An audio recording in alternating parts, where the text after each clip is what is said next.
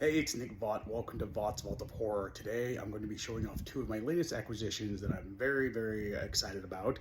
I found them out in the wild at a new vintage shop near me in Burbank, California.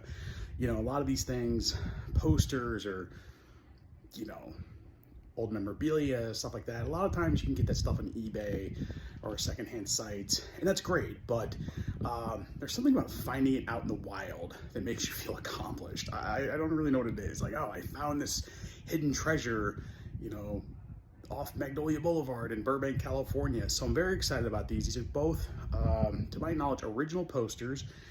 So let's take a look. So first off, we have an original one sheet from the 1984 classic film Gremlins. I love this movie. I'm sure a lot of you do too.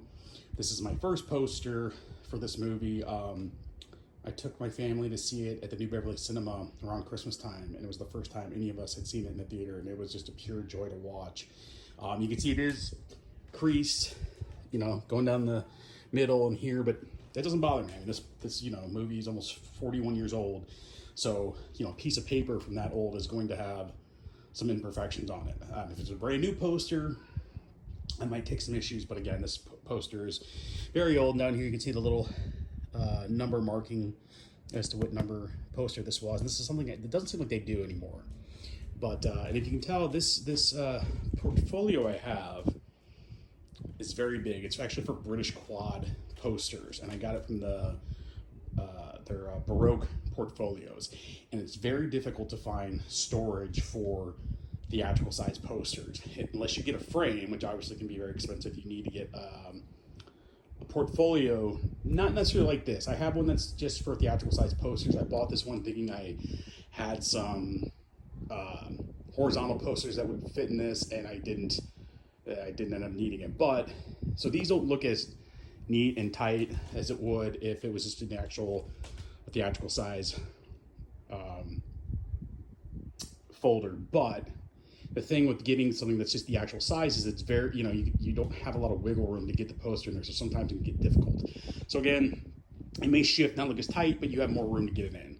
So the next poster I'm more excited about. This was a teaser poster for Friday the 13th Part 2. I love how simple it is. You know, the first movie was a giant hit. They didn't really need to say anything else on this one. I mean, quite simply, the body count continues, and they are absolutely right about that. Again, another folded, creased photo, but poster, excuse me, but this is actually from 1981. This is actually here from, I was born, and I had plenty of creases and cracks and me, so I can imagine that an actual piece of paper would too. But what I love down here is actually says one sheet advanced teaser. So, and then here we have the little serial number. So this would have been sent to the theaters before, you know, anything official. So you walk into the theater and you're just like, oh my gosh, we have a second one coming, and that's all you needed with this. So that's what I love about it. And I was surprised to find these you know, out just kind of in the wild, like I said, and for as cheap as they were, because, I mean, you could say Gremlins is horror. I mean, it's kind of like family horror, comedy horror, but like typical horror stuff, especially going back this old, is very expensive. So I don't know. I mean, they knew it was original. I don't know if they just needed the money or what, but I'm very happy to add this to my collection.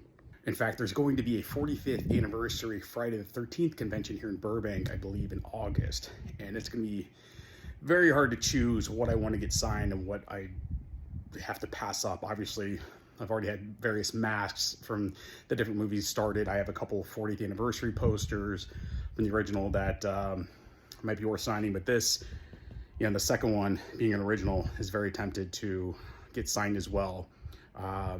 Let me know, do you have any original posters in your own collection? I'd like to hear from you if you have. And please hit like and subscribe. And until next time, thanks for watching.